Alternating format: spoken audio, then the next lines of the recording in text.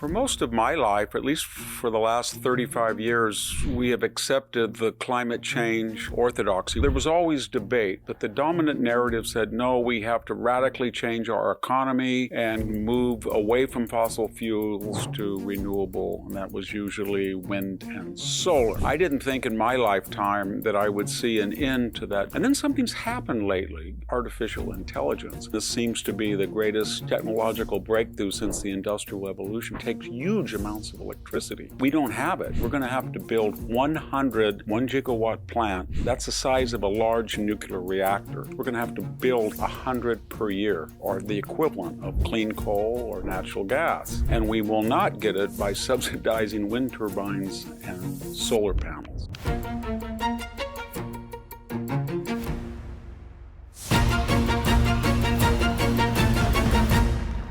Hello, this is Victor Davis Hanson for the Daily Signal.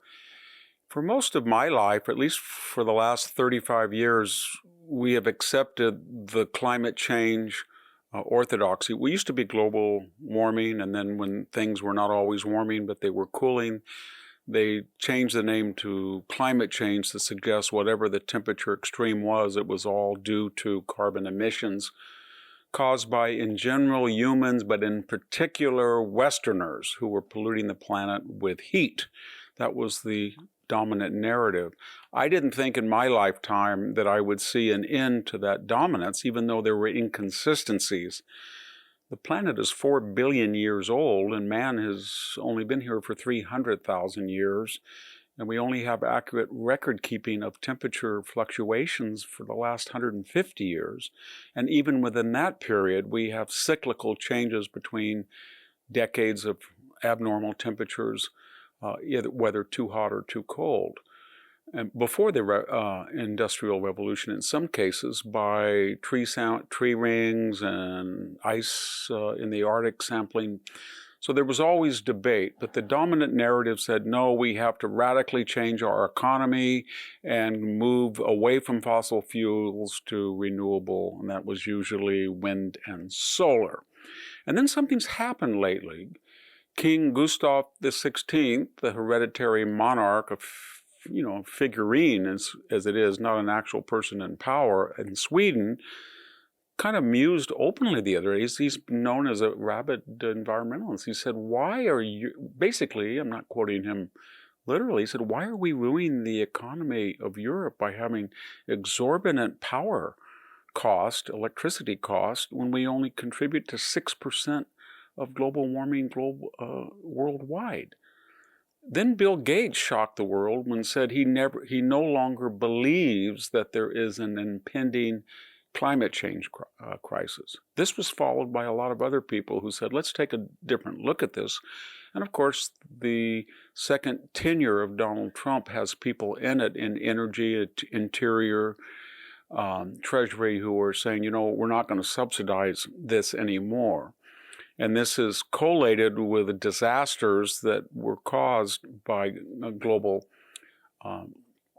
climate change worries or Armageddon, such as the high-speed rail program in California that was supposed to replace automobiles, $15 billion, $20 billion, not 1 foot of track laid. The solar plant down in the desert of California that is being dismantled, or the battery storage in Moss Landing near Monterey that has caught fire twice. I could go on. So there was a lot of skepticism, both by individuals who were influential and by the general public for good cause. So what is causing this? Well, the first thing is, in reference to Bill Gates, is artificial intelligence. It's going to require an unprecedented level of electrical generation. It takes huge amounts of electricity. We don't have it. And we will not get it by subsidizing wind turbines and solar panels.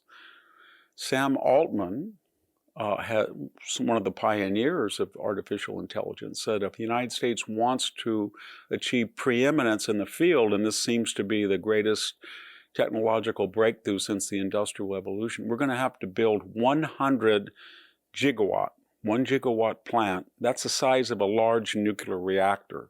1,000 megawatts. We're going to have to build, he says, 100 per year, or the equivalent of clean coal or natural gas. So that influenced Bill Gates. That shook him up. That's not compatible with his prior green idea that we're going to supplant fossil fuels. Another reason is geostrategic. People are starting to become aware that Russia is a bad actor and Iran is a bad actor, and they depend on oil exports and therefore the high price of oil to fuel their military ambitions. When the United States became the largest producer of fossil fuels during the first Trump administration, then Biden, for all of his green rhetoric, pivoted in his third and fourth year so he could win the election and began pumping oil again.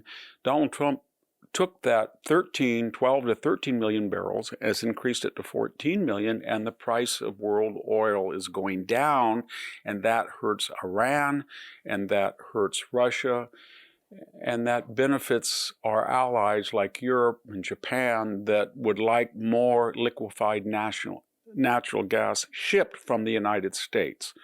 And so there was geostrategic reasons. Let's be frank, everybody has sort of seen what China is doing. It's playing the West. It talks a great game about global warming. You've got, you guys, we all have to reduce our emissions. And then what does it do? Two things. It subsidizes cheap export of solar panels and wind turbines below the cost of production to bankrupt competing industries in Europe and the United States to get the West hooked on solar and wind, even though it is a very expensive and unreliable source of electricity. Meanwhile, as we get hooked on Chinese exports, they build 2 to 3 coal or nuclear plants per month.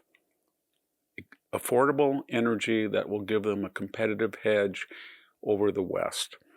Then there's the third world that has been telling us for the last 20 years that we are culpable for global warming, even though the two greatest heat emission areas in the world are China and India. Nonetheless, governments in Latin America, Africa, and Asia say, you people owe us because you started the Industrial Revolution in the mid-19th century and you've been polluting the planet ever since, and you create all of your industries and your affluent lifestyles by burning fossil fuels, and therefore you should pay us, not we pay you, or we don't have to cut back. We're late to the game. And we should say to them, wait. We burned more fossil fuels in the past because we created the Industrial Revolution, and we do today. We provide you the cars. We provide you the industrial plants. We provide you the plastics. If you want us to stop, we won't export it to you, and then maybe we'll pay reparations, and you can do your own industrialization. But don't take stuff from us that requires fossil fuels that's essential to your economies, and then tell us that we have to pay an added tax on it because we're warming up the planet as if it's only for our purposes as well as yours. Then there's I guess it would be, what would we call it? The hypocrisy.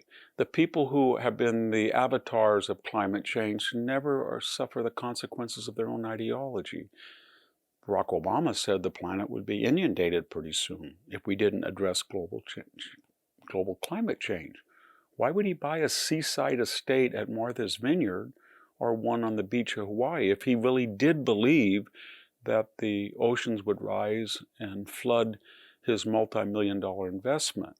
Why would John Kerry fly all over the world on a private plane and then tell the rest of us that we're flying too much commercial when his carbon imprint was 1,000 times more than the individual Americans? Why would people on the California coast say we have to have wind and solar and we have to get kilowattage up to 40 cents a kilowatt, the cost, because we want to use less fossil fuels? And then the temperature from La Jolla to Berkeley is between, 65 and 75 year-round, where here in Bakersfield or Fresno or Sacramento, it can be 105, and poor people can't afford to run their air conditioners. Add it all up, the inconsistency of the global warming narrative, the self-interest in the people who promote it, and the logic that they have not presented empirically the evidence that would convince us that we have to radically transform our economies on the wishes of a few elites that do not have the evidence but do have a lot of hypocrisy in the process. Thank you very much. This is Victor Davis Hanson for the Daily Signal. Thank you for tuning in to the Daily Signal. Please like, share, and subscribe to be notified for more content like this. You can also check out my own website at victorhanson.com and subscribe for exclusive features in addition.